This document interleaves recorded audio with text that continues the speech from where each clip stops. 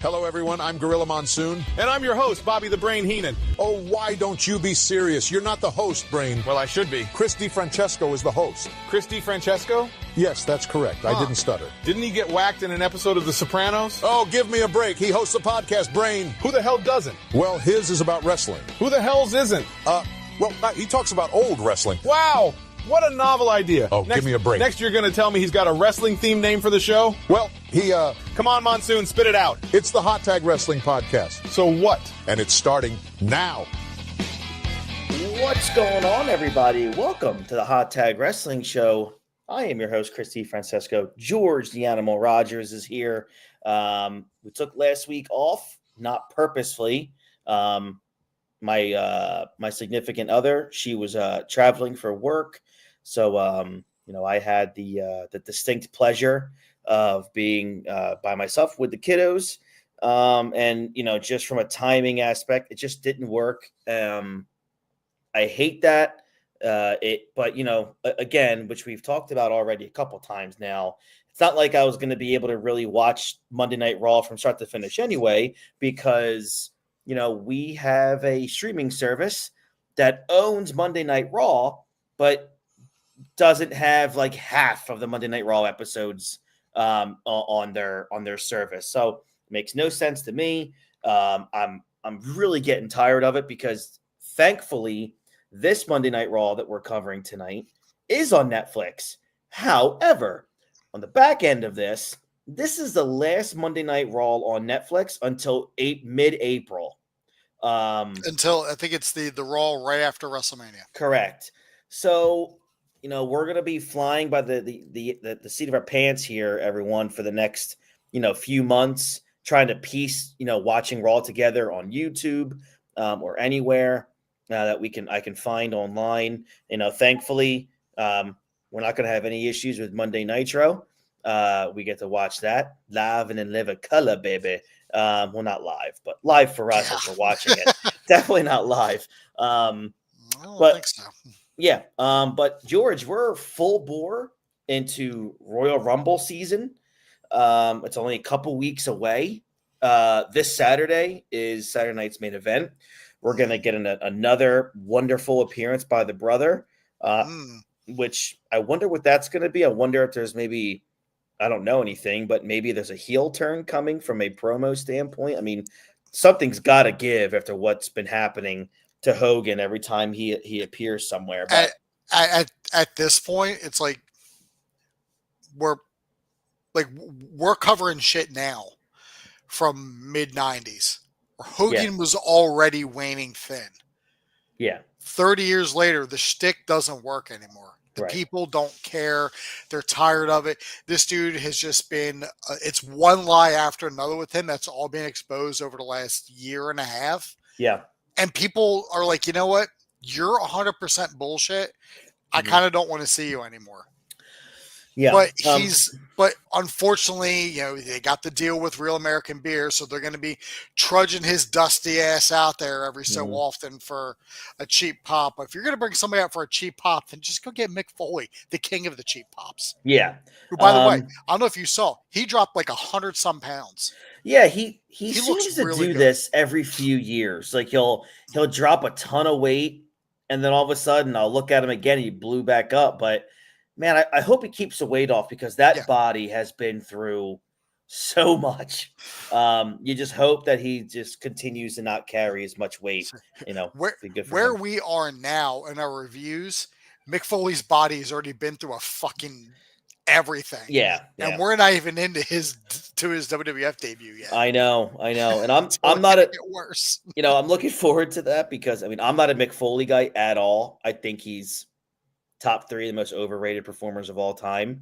I hated his style. Like I thought his promos were always tremendous. I loved him as Commissioner Foley. Oh, Commissioner Foley was fucking great. Yeah, Commissioner Foley was amazing.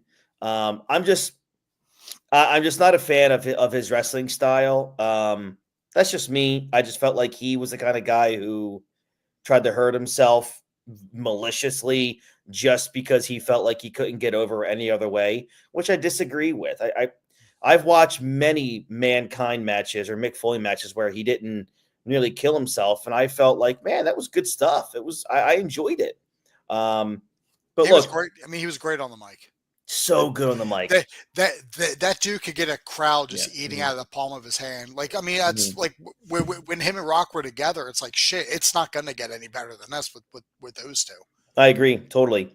So all right, Royal Rumble's coming up. The betting odds are still in favor of John Cena. I don't know where they're going to go with this. From what a lot of like if it was just the Observer, I would say it's probably wrong. But a lot of different outlets are almost confirming that the two planned penciled in main events for WrestleMania this year, as of right now, barring injuries or if something changes, is George, it's Cody Rhodes versus John Cena, and CM Punk versus Roman Reigns. Obviously, those two would main event Saturday and Sunday, respectively. Your thoughts on that whole setup and the confusion I have now on what do you do about the Royal Rumble and the Elimination Chamber? One's going to mean something to some of them guys. I mean, my feeling is, this is just my opinion, and you can give yours if you choose. I can't tell you what to do. Your mouth, your choice. I think Seth Rollins is going to win the Royal Rumble and challenge Gunther for the World Heavyweight Championship at Mania. But I think it's going to come down to, I think John Cena is going to be like maybe in the final three and get so close. And then I think he enters himself in the Elimination Chamber. And I think he gets himself a title shot against Cody Rhodes. I think and maybe they swap that. Maybe you want Cena to win the Rumble. I feel like that's maybe way too predictable right now, but maybe you swap that and Cena wins the Rumble. He gets that really big moment, obviously, and then you give the lesser moment to Seth Rollins at the Elimination Chamber because the World Heavyweight title is not as important as the WWE Championship. How do you view that? I mean, you can go a couple different ways with it.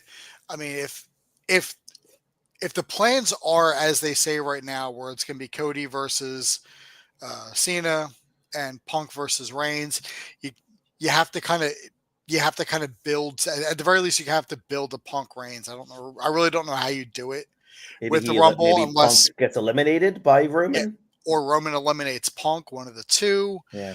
I mean, I could kind of see that, but like the way everything's been building, it doesn't seem as though it's going to go that way. I don't see Seth winning the Rumble just because it seems like there's a lot of shit up in the air right now. Yeah, which is great. I mean, this is all great. This thing with like him and Drew, where Drew was just kind of like taking people out, or like Drew's trying to like team up with him, and he's trying to take out people from like who helped Roman. I thought maybe Drew Roman would have been the match. Yeah, that they're going to build to for WrestleMania, and I thought maybe we would get Punk Rollins at Mania this time with the belt line, like you have Rollins beat Gunther at Elimination Chamber for the belt. Punk's one. If you have Punk win the Rumble, Punk's got his shot for the title, and like now he's back in Rollins' business, and then you get the two of them. Gunther, unfortunately, I don't know where he sits in this unless there is a plan for Brock Lesnar to return. Right. Because I could see Brock returning and like screwing Gunther so Rollins gets the belt, and then we get Gunther and Brock at WrestleMania also, if that's even an option. I don't know where the plans are. Clearly, I'm not in the writing room with any of them, and we're going off of speculation. But I don't see Seth win the Rumble. I don't, because to me it's because he's not involved with anything major right now. So him winning is just like, it's just Rollins winning another thing. But I mean, I don't know. I don't know. I mean, Cena winning does seem pretty obvious, but there's been obvious Rumble winners in the past. Look, I don't know what they're going to do. I mean, do they go the easy route, George, and just say, hey, Cena, let's just get this started now. Go out there and win the Rumble. I don't think there's any point for Punk to win the Rumble if they're going with him and Roman. I don't know what you do. I mean, who? If you're gonna go with Cena going into Cody, I think the safe bet. I mean, Cena's in his 40s, so you got to go safe. You have Cena win the Rumble, so that way he doesn't have to have a match in the Elimination Chamber and risk getting hurt. Yeah. I mean, Yeah. Cena's a freak anyway. He'll get injured and come back, but you don't want to run that risk and throw him into essentially a ridiculously dangerous match just to give him a title shot. Yeah. I mean, just an FYI, John Cena is the same age as AJ Styles. So, it's crazy to think that. Yeah. But, and Randy Orton's about to be 40, 45. So, these guys are up there. But, Cena's not as old as maybe some people might think he is. I think what we're going to end up getting, just to kind of think about thinking Mania-wise, I think in the Rumble, since we're going to have that ladder match for the title between Cody and Kevin Owens, I think Sammy might come out to try and help Owens, but I think Orton's going to come back and actually screw Owens out of winning the belt. And then that sets up Kevin Owens and Randy Orton for WrestleMania. Do you see, let's just say, all hypotheticals, which I'm not a big fan of dealing with, if hypothetically Cena wins the Rumble, challenges Cody Rhodes at Mania, does Cena go over? Yes. I agree. But have him go over in a kind of maybe like with some heelish tendencies.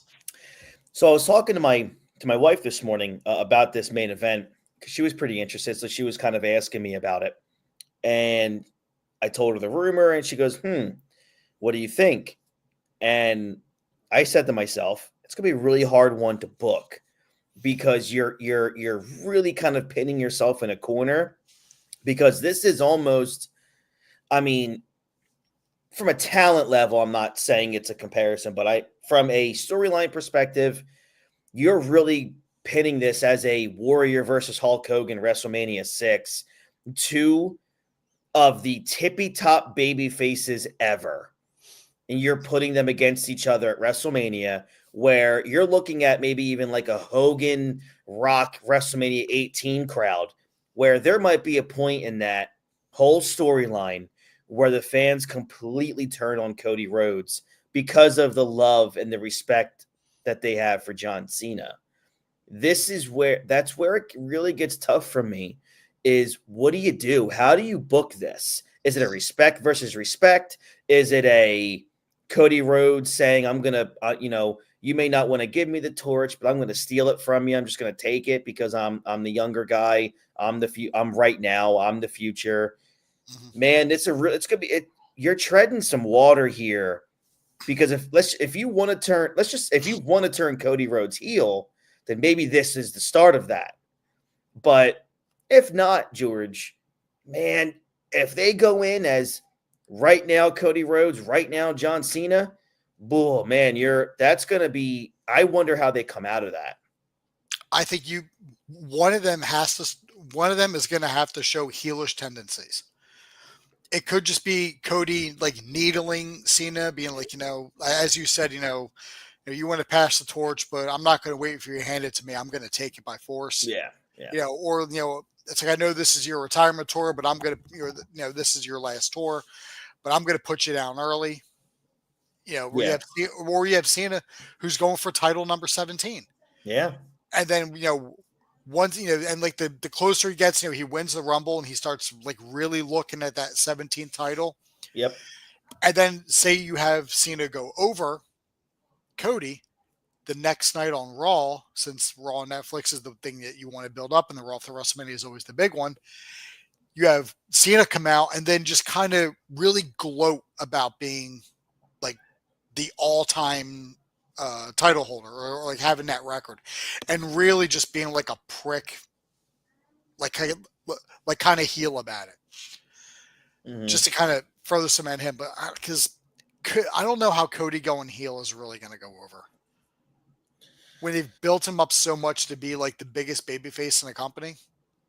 I Yeah, don't that's know what I mean. how do you get the fans to not cheer for Cody Rhodes? I mean, because let's be real, the loudest voices in those stadiums are going to be our age got men that are going to take that crowd over. You know what I mean?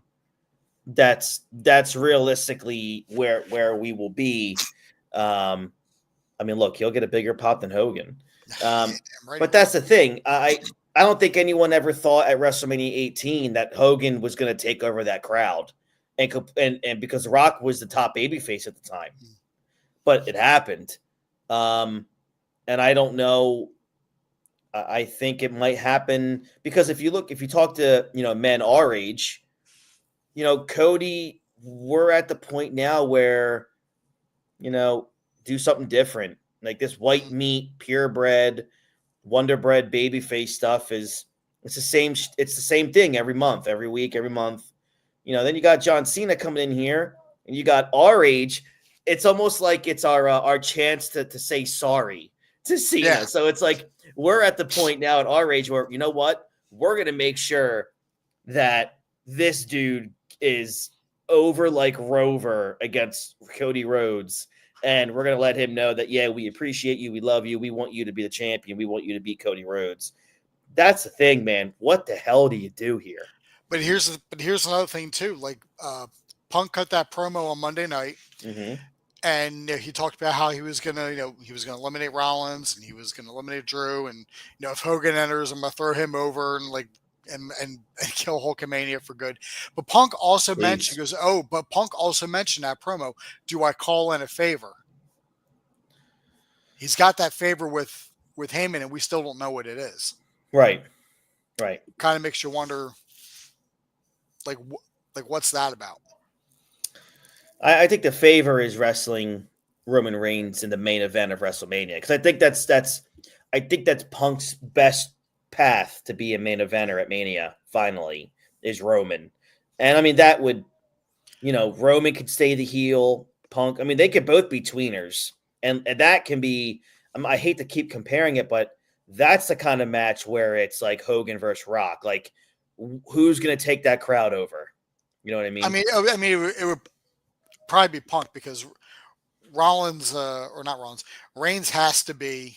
He's got to go in as a heel, because he's already showing we're already getting the tendencies, and it would just feed into everything else that's been going on. He wants the belt, but Punk wants to beat Reigns. Plus, you can bring real life into that situation where Punk can just be pissed that Reigns got the push that Punk was supposed to get in was it 2014? It could be something like that, where he's like, it's like because the other guy wanted you on top because he's afraid of me. You took my spot, and now I'm taking it back. It could be something like that. Which, if that's the case, if Punk's going to mention Vince, or at least allude to it, he's going to get cheered anyway because he's going to run him down. Yeah. So I agree with Dean here. I think Reigns is going to be the one who people will cheer for most. I think Reigns is so over. It's like he's the guy. I feel like against Punk, Reigns gets cheered. I think if Reigns went up against Cody again, Reigns would take over that crowd. People love Roman Reigns now. They love him. Depends on the build. Depends where it goes. I guess you're right. I mean, God, he was the opening match for the Netflix era, which might be as important as headlining WrestleMania. If Heyman was to turn on Reigns and side with Punk, that would give Punk all the heel heat he needs. So that would help. But again, I'm going to ask you, and we remember when Heyman went to Punk for that whole Undertaker feud back then. Does Punk really need Paul Heyman?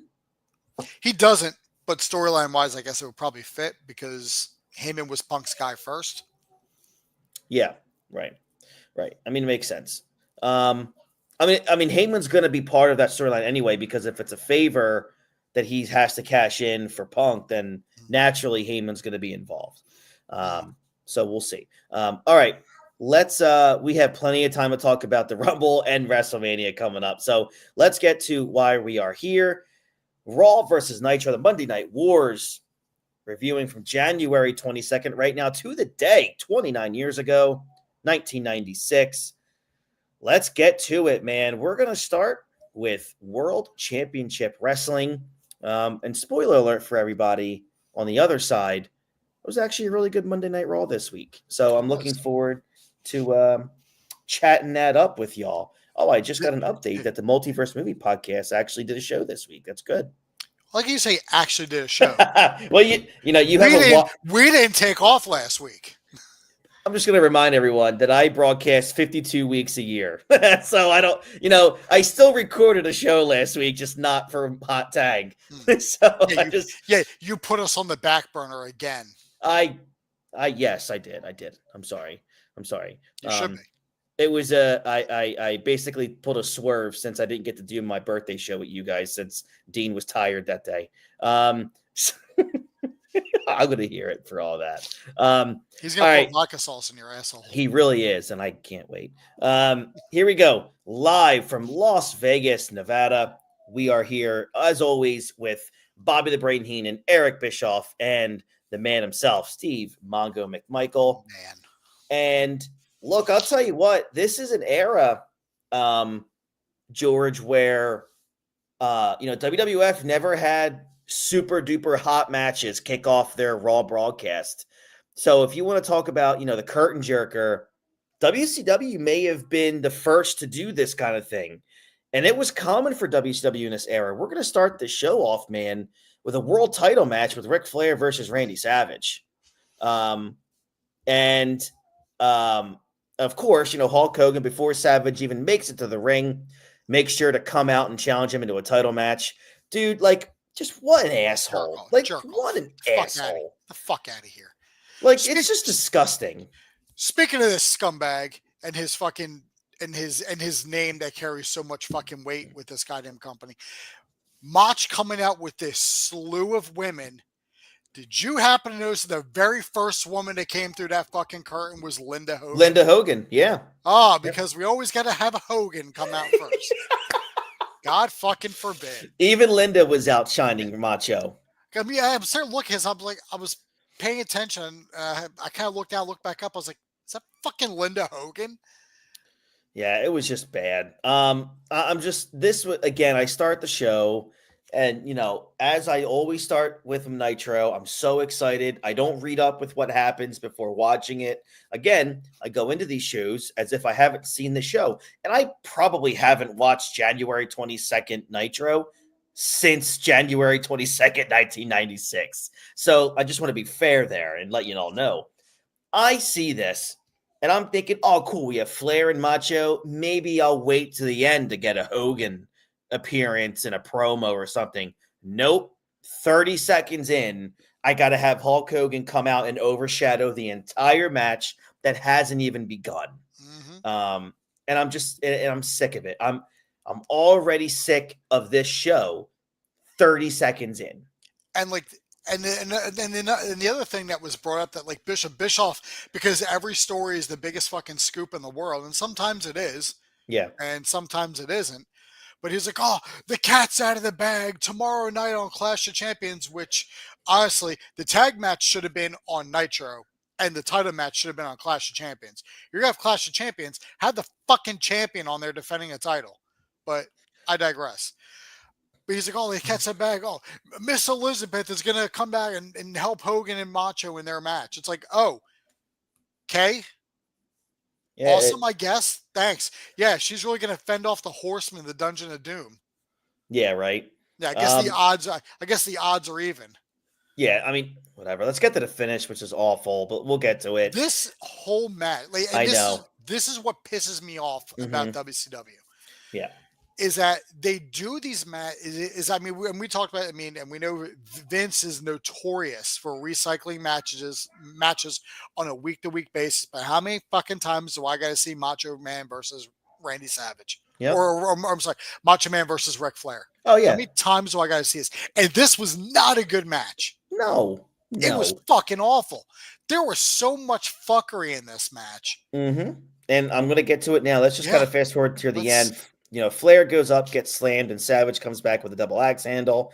But now Arn Anderson runs in, hits Flair by mistake, and the big elbow finishes at just about 10 and a half minutes to give Savage the belt back. Weird finish, as I know I could smell it. Weird finish as the bell was seemingly ringing for a DQ before the elbow even occurred. But Randy Anderson counts the 3 anyway. Man, but in the fight, there was that Arn punches Flair in clear view of Randy Anderson. He could have rang the bell. No, like, Hogan hit him. You can't ring the bell. It's like, I mean, the bell did ring. It did, but then there was a 3 count that was registered there.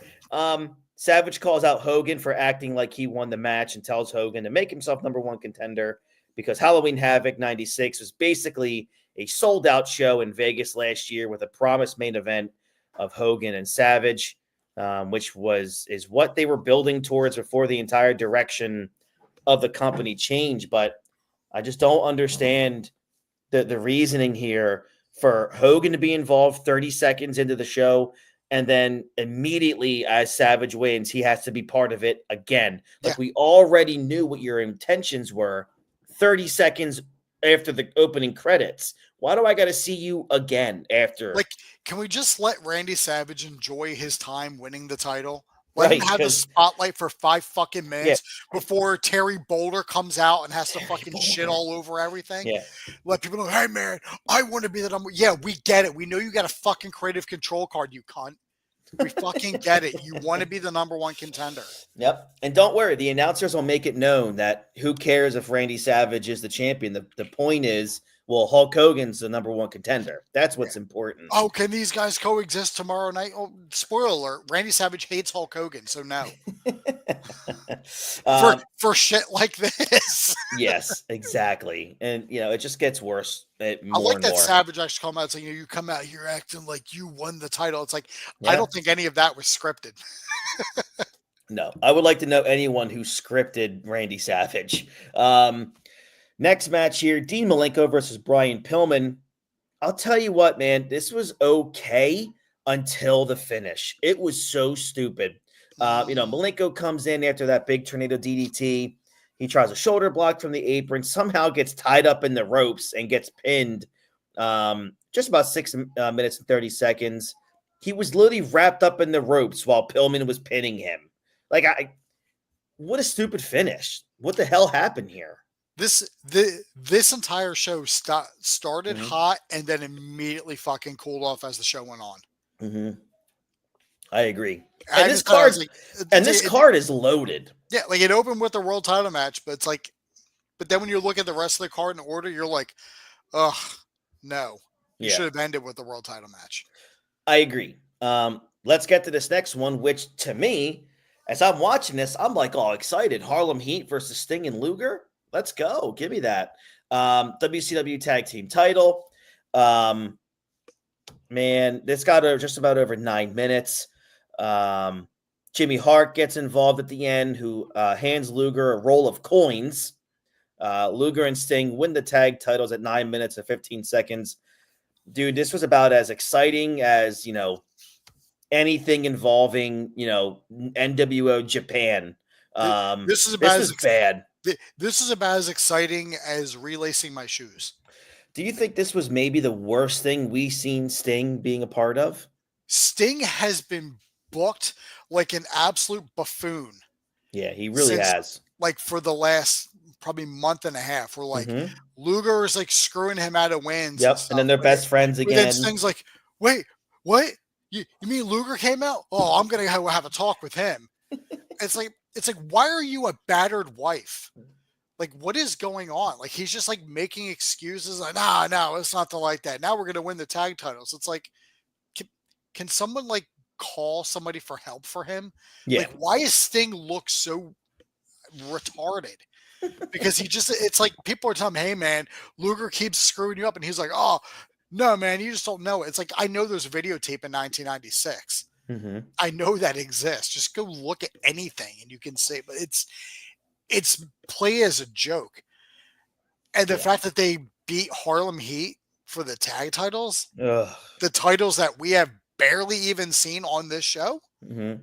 Yep. Also, why the fuck did Harlem Heat come out first? They're the champs. Dude, Champs should never come out first it's unless there are in-ring formal introductions, which has been kind of a thing now on WWE TV, where if there's a title match, they'll have them both come out, and then the ring announcer will do the formal introductions in the ring. yeah. That's the only time I want to see the champ come out first. But it's such a joke. I'm assuming. I guess they're coming out, one, because they're heels. Two, they're going up against two huge baby faces, right? I guess that's the reason. Maybe I'm onto something there. Shitty booking. Well, I mean, naturally, that's the right answer, right? All right, let's get to the main event, which royally just a fucking main event nowhere at any time ever in history. But that's not even my problem with it. So One Man Gang is here versus Hulk Hogan. So, One Man Gang is freshly introduced as the new United States champion with a good push. So, of course, who gets to leg drop him in his first match on Nitro? Bingo. I got an even bigger question for you, Chris. When the fuck did One Man Gang win the U.S. title? Dude, when was the last time this title was even on Nitro? I guess he won it in a house show in Poughkeepsie a couple nights probably. before. I can't even. Why is One Man Gang even holding titles? I don't know. I don't have these answers. The only title he should be holding is the tag title with the Big Boss Man. That's the only thing I want to see. Yeah, I agree. You are not a singles champion in 1996. Yeah. This went 3 minutes, man. Gang hit Hogan with a big splash. Hogan, of course, no-sells it to a dead silent reaction and, finishes with his usual bullshit at 3 minutes. I mean, dude, just way to make your U.S. champion look like such a badass. How ridiculous. But honestly, George, the problem here is how ridiculously insecure is Hulk Hogan at this point. Honestly. Oh, his ego. People rip, Triple H and his whatever that was in like 2003 and 4 and 5. The Reign of Terror. Which I loved, by the way. Yeah. He makes Triple H look like a reasoned diplomat when it comes to these booking decisions. And then the entire Dungeon and Horseman group runs in for the beatdown, at which Hogan and Savage single-handedly fight them all off without taking a punch. But even if in Triple H's Reign of Terror, Triple H doesn't have creative control. He was playing a heel. He was the biggest heel in the company. Mm-hmm. Having a Reign of Terror, that's what you want your heel to have, because that's how he gets over. That's how you get your baby face over if your heel is bad. We know Hogan is just massively insecure. Yeah. Yeah. Well, and he holds all the cards. Well, just make sure you watch The Clash tomorrow night for more of these same people. Yeah. And then next week's Nitro, it's everything else continues to go down the toilet because Hogan just gets worse and worse. We'll cover that next week, but I also like how we got a third promo with Hogan and Macho Man. Yeah. There was a third fucking promo about them having a title match.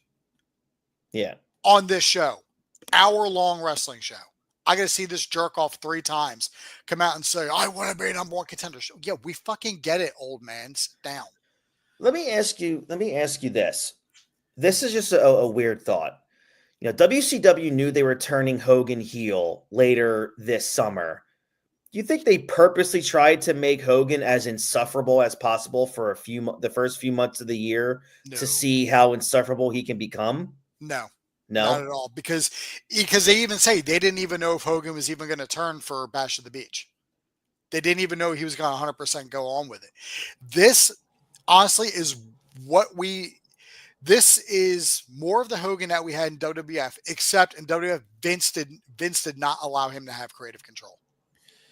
Vince just kind of kowtowed to whatever he wanted.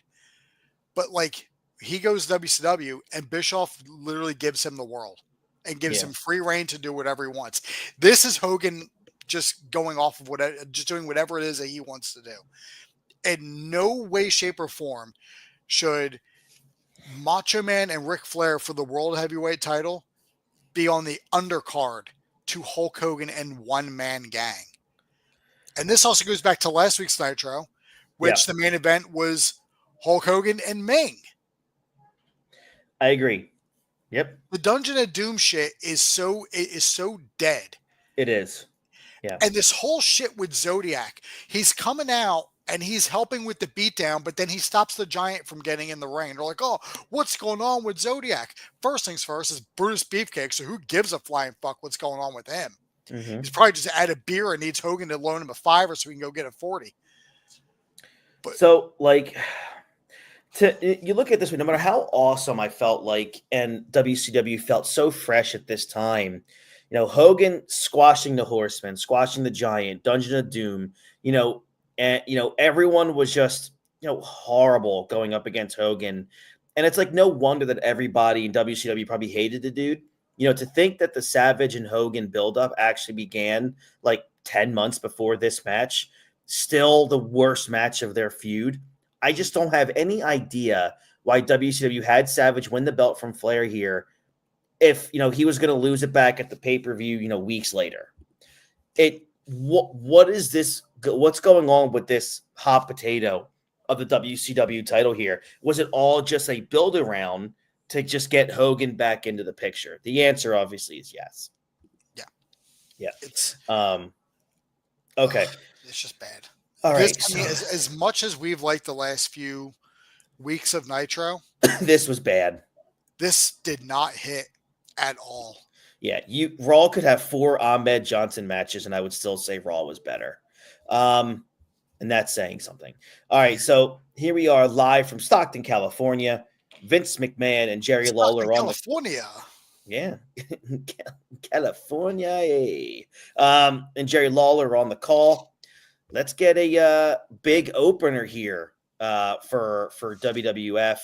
Yes, Sunny coming on the screen to say that the following program may contain some graphic content as she's chalking up a pool stick and taking a shot while an off-brand version of Chris Isaac's Wicked Game plays in the background. That's right. You've got my attention. What have you got for me, Vince?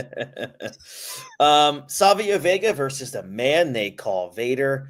Dude, the crowd was going bonkers for Vader. Dude, and also for Savio. Savio's music hit and the crowd went nuts. They love Savio Vega. Yeah.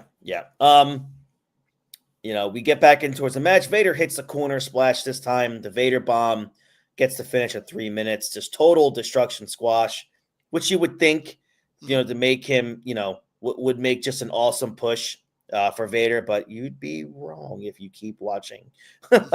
Vader continues as the rest of the year goes. Yeah. Vader continues his run of violence. Afterwards, power bombing poor Jack Doan in a great spot there. I like that. This prompts Gorilla Monsoon to come out and suspend him personally. Vader doesn't deal well with rejection, so he slaps Gorilla. And then just destroys him with a Vader bomb until the Click makes the save. This was awesome, man, because... But Gorilla Monsoon's not one to just sit there and take it. He gave a few chops to Vader that looked pretty good. Yeah, he did. I was like, whenever I see it, I always never just see the clip of Monsoon getting the Vader bomb. I didn't know Monsoon actually got physical with him too. Yeah, I forgot all about this, but I thought it was awesome. Sadly, it took a long time to actually pay off. Gorilla decidingly, not taking any shit from the heel was awesome. This did essentially write off both Vader and Monsoon out of Raw for a little while. But man, I'll tell you what, that was good stuff. Really good stuff in the opener there. Next match, we have Razor Ramon versus Hunter Hearst Helmsley. So 2 members of the Clique going at it. Unfortunately, not that good. Yeah, because another member of the Clique shows up and ruins everything. Yeah, Hunter suplexes Razor into the ring, works on the back clothesline, gets a 2 count. Hunter chokes away on the ropes while the 1-2-3 kid comes out and shoves a baby bottle in Razor Ramon's mouth, resulting in Razor chasing Kid around the the ring for a count out at just about 8 minutes. What a piece of crap finish. This also would lead to like one of the low points of 1, 2, 3 Kid's career and like that entire 96 run. Yeah, it's a shame that this feud did not have a better payoff because it could have had a good payoff, but it ends with that fucking crybaby diaper match. Yeah. Nonsense. But hey, shout out to Triple H for coming out with Shay Marks. Yeah, damn right. Play May of the Month 1994. And that started him coming out with valets, which it just fit his gimmick even more. Well, this was also an angle that would eventually lead to the intro of Sable. Mm-hmm. So then eventually China. That's right. Yeah. So, long-term storytelling, pal. Did you notice that there was a Nitro sign in the crowd on I Raw? did not. I got to find that. It said Nitro and it was going down vertical. But then next to the letters it said not into retired old wrestlers. Mm-hmm. That's so funny. I'll have to go find that. It's like if you look at when they're fighting on the ring apron and the suplex in, it's literally in the front row behind the guardrail. Texas prison stories. Good evening, fellas. Oh. If you have a really good story, please post it here so we can read it, because I'm telling you, it's probably better than anything that was on Nitro. Hopefully it involves nails.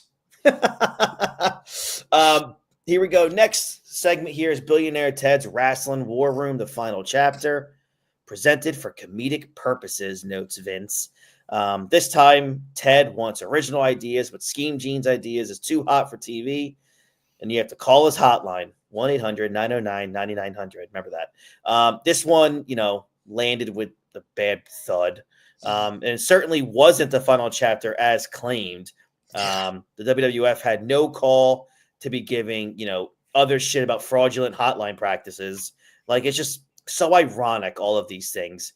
After this aired, though, Bischoff sent a letter to Vince's secretary asking him to continue doing these skits because it was driving Nitro's ratings upwards. God, I love Bischoff. I love it. Yes, please keep doing these. Just ballsy. I loved it. How about that Raw band with Doc Hendricks? Yeah. What the fuck was that? Give me anything with Doc Hendricks, man. I'm all over it. I was hoping he was at least going to sing a few bars or pick up an instrument, but he's just doing that Doc Hendricks dance next to the band. And they're probably like, yo, what's Bad Street over here doing? Doot.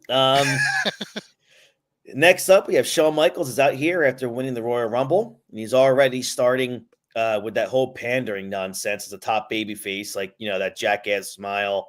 You love it. Don't even act like it. Oh, I love it. I love all of it.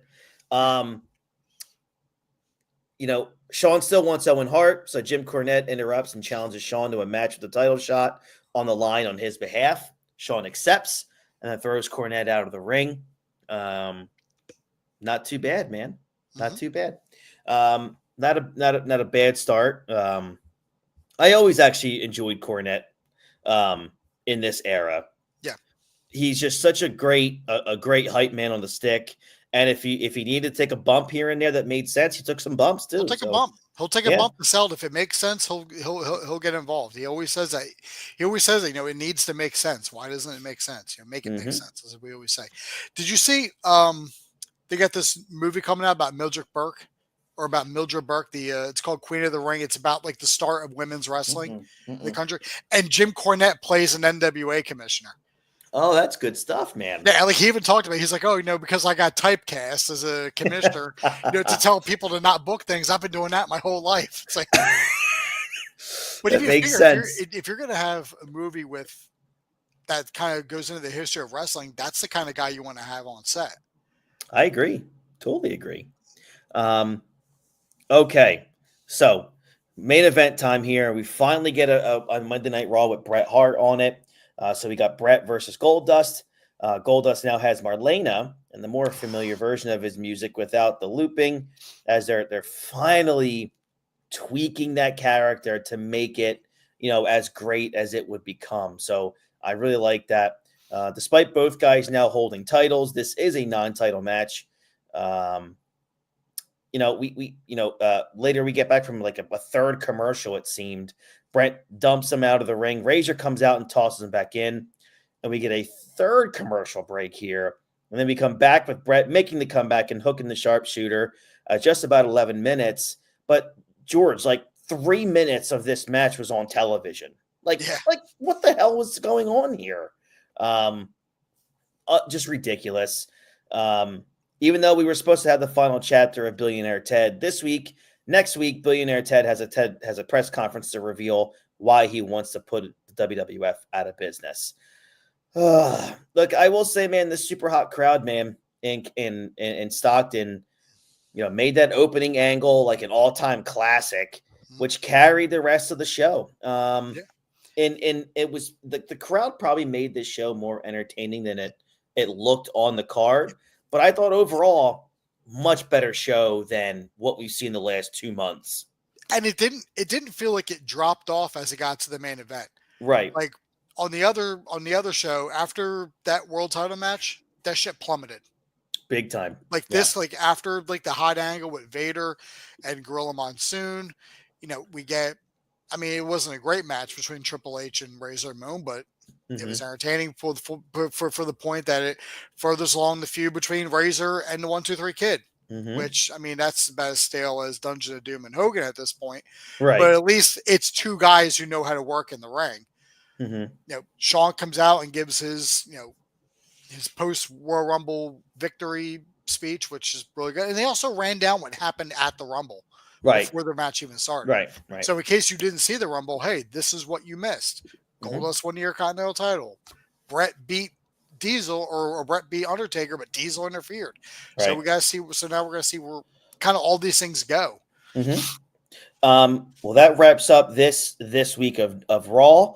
In the ratings, Raw won by a smidge, a 2.9 to 2.7. So again, Raw deserved that rating this win this week. I do feel this was the first time in a long time that Raw, I believe, was the clear-cut better show than Monday Nitro. The more and more WCW continues to just put Hulk Hogan down our throats, it's just gonna Nitro continues its rough ways. It gets better, obviously, but for a little bit, man, Hogan is just, it's unbearable to see him on my screen every single week, 2 or 3 times a show. We also had that pretty good promo with Bret Hart too, right at the end of Raw. Yeah. Where he said, because they already booked him and Diesel are going to have a cage match at, I'm assuming Cold Day in Hell is the next in your house. So they're going to have a cage match. But Bret also said, Taker, you're going to get your rematch too. So, it's our fighting champion, Bret Hart. Yeah. Vince is like, I hope you're just good in the cage. And Bret's like, I'm deadly in the cage. So good. The only thing missing from that was Lawler talking shit about Bret's parents. Oh my God. That's the only thing that was missing. All right, everyone. If you guys are watching on YouTube, please like this video, subscribe, and of course, ring the bell for notifications. Again, liking this video does wonders for everything. So it helps the algorithm and helps push us through YouTube. So thank you very much for those who already do that. Of course, as always, share us with your friends, share us on X, Instagram, on Facebook, doesn't matter. Wherever there's social media. If you think somehow we belong on LinkedIn, just post our show on LinkedIn for all I care. But again, thank you guys very much. George, I know you guys just dropped a brand new multiverse movie podcast literally today. What can people expect? Oh, it was our 10th episode of Tanuki Talk, which is our video game segment that we do once every few months. And it was a top 10 favorite Nintendo games of the original NES. Nice. Yeah. So it's nice. We got a nice little thing planned later in the year for the 40th anniversary of the North American release of the Nintendo. So that's coming up this year too. A lot of good anniversaries coming up this year. For sure. For 2025, so. All right. So for George Rogers, I'm Christy Francesco. Thank you guys very much. We'll be back here next week.